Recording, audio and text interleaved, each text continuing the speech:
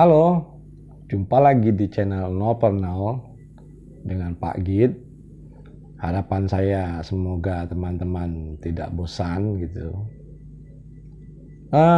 Kali ini dengan opening yang berbeda. Kita akan membahas topik yang di episode sebelumnya saya sudah menjanjikan ya, yaitu ayat-ayat Tuhan yang hilang. Dalam hal ini adalah tanda kutip ayat-ayat Tuhan yang hilang. Saya tidak membahas satu kitab suci pun dari agama manapun. Jadi ini bukan bahasan masalah kitab suci dari agama manapun. Ini hanyalah hasil pemikiran dari berbagai literatur yang saya baca. Saya cuma mengambil dua literatur saja yang saya kira mungkin sudah cukup untuk menjadi perhatian gitu, untuk mengutip dan membahas ayat-ayat Tuhan yang hilang. Yang pertama adalah buku trilogi dari Stephen Hawking. Stephen Hawking di sini menyatakan bahwa terciptanya alam semesta itu adalah karena teori Big Bang, yaitu teori ledakan besar yang kemudian menciptakan alam semesta. Nah, di sini Stephen Hawking itu jelas menyatakannya, there is no God. The only God in the world, what we call science. Jadi Stephen Hawking sini menyatakan bahwa tidak ada Tuhan. Satu-satunya Tuhan yang ada yaitu science, ilmu pengetahuan. Jadi Stephen Hawking menganggap ilmu pengetahuan adalah Tuhan. Kemudian satu lagi dari bukunya Richard Dawkins. Richard Dawkins ini adalah ahli saraf ya. Itu membuat buku yang namanya The God Delusion atau angan-angan tentang Tuhan. Di sini Richard Dawkins menjelaskan dengan teorinya bahwa Tuhannya manusia itu adalah 1,5 miliar saraf yang ada di badannya. Jika satu saraf saja putus, maka organ tubuhnya ada yang tidak berfungsi secara normal. Dan manusia bisa lahir dan lengkap, bisa segalanya karena 1,5 sarafnya itu lengkap lahir dengan normal. Dan di sini memang kedua teori ini, maksudnya dari Stephen Hawking dan Richard Dawkins ini, dua-duanya di situ menyinggung sekali, artinya sensitif terhadap orang-orang yang beriman tipis dan orang-orang yang berpengetahuan tipis juga. Bukan saya mengecilkan teman-teman, tapi kita tidak usah takut dengan teori-teori mereka gitu. Apa yang kita pikirkan, solusi dari mereka itu salah satunya adalah yaitu memandang dari sudut yang berbeda. Jadi sudut pandang mereka itu bahwa yang satu Tuhan adalah ilmu pengetahuan, terus Tuhannya manusia itu adalah saraf.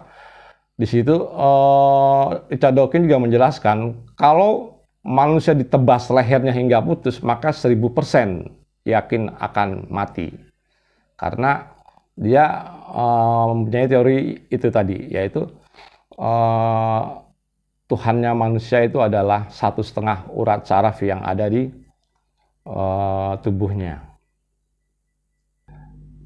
Tapi dalam teorinya Stephen Hawking menyatakan there is no God, teori terakhirnya yang dia buat sebelum meninggal, dia membuat suatu teori adalah alam semesta adalah membran 4 dimensi yang ada di dalam 5 dimensi.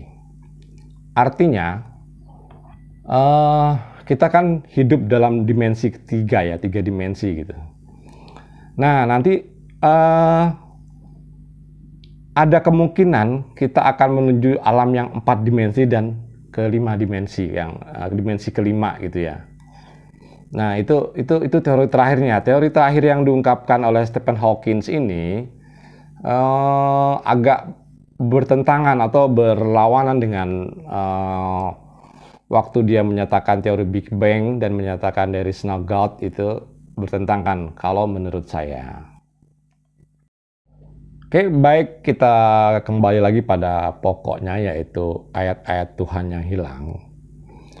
Dimana di sini saya akan memandang satu sisi yang lain dengan pandangannya Stephen Hawking dan Richard Dawkins, yang menyatakan kalau ilmu pengetahuan adalah satu-satunya Tuhan. Jadinya begini, dalam pandangan saya, seperti di konten sebelumnya, itu mengatakan bahwa kalau yang kita ambil di sini adalah teori Spinoza ya, yang menyatakan kalau Tuhan itu tidak sama dengan makhluknya, atau sifat Tuhan berbeda dengan sifat makhluknya. Nah, di sini menurut saya Tuhan itu sifatnya netral gitu. Dia tidak menginginkan apa-apa dan tidak mau juga apa-apa karena dia Tuhan gitu. Tapi dia memberikan di alam semesta ini yaitu ilmu pengetahuan. Ilmu pengetahuan itu adalah pemberian Tuhan, tapi yang harus dicari oleh manusia, lewat manusia. Contoh konkretnya adalah, yang paling mudah adalah hukum Pitagoras gitu ya. Hukum Pitagoras itu segitiga, siku-siku gitu, di mana panjang kuadrat panjang kuadrat plus lebar kuadrat itu sama dengan garis miringnya gitu. Nah, terlihat pada gambar gitu ya. Seperti itu hukum Pitagoras. Ya, contoh konkret lainnya adalah seperti hukum Archimedes ya.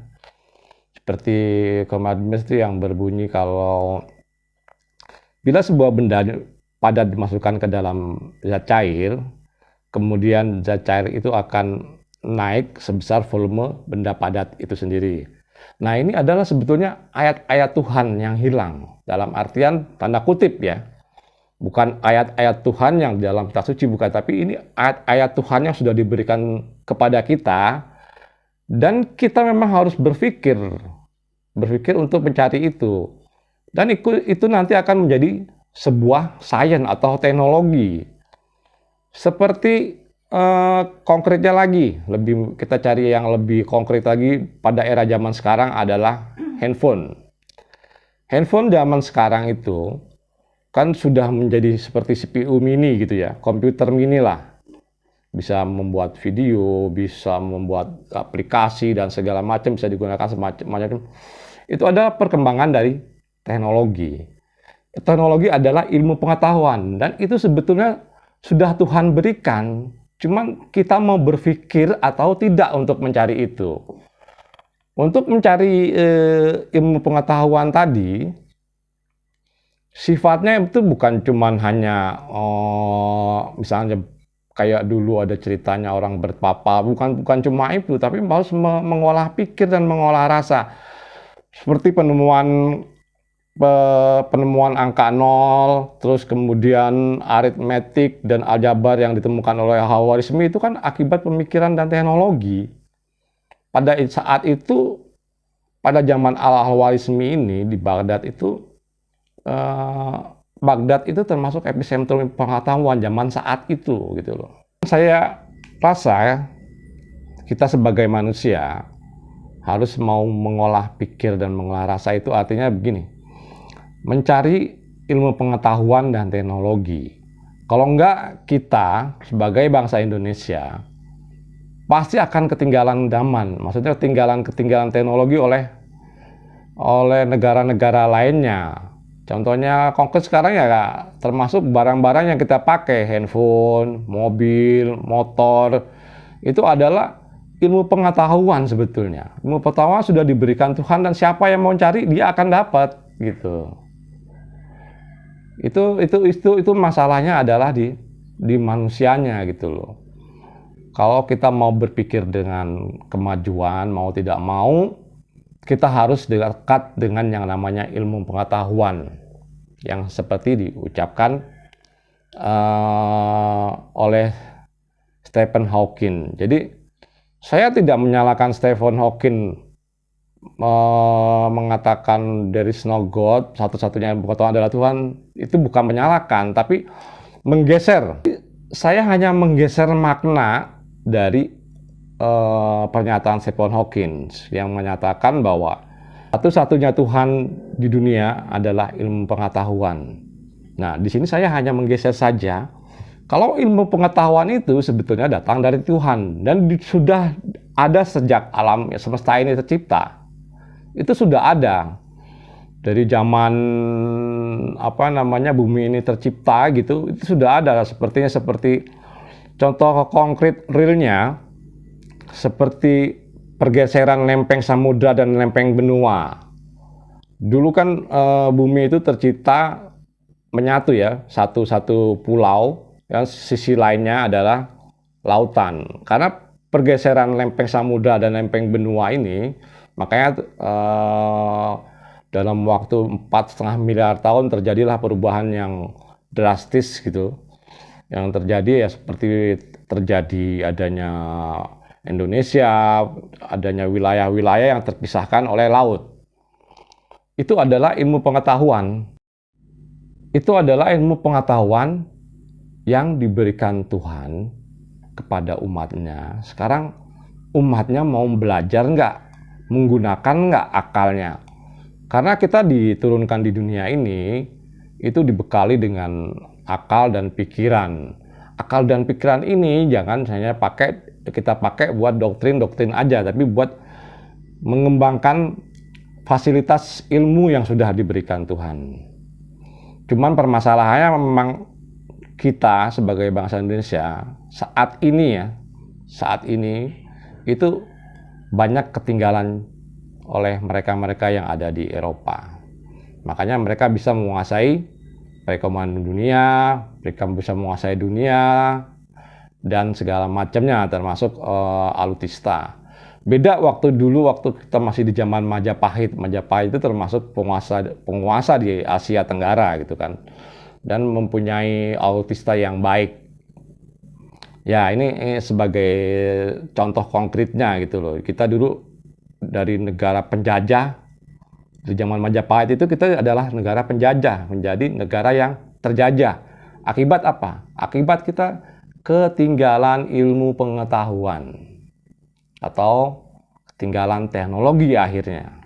Nah, dari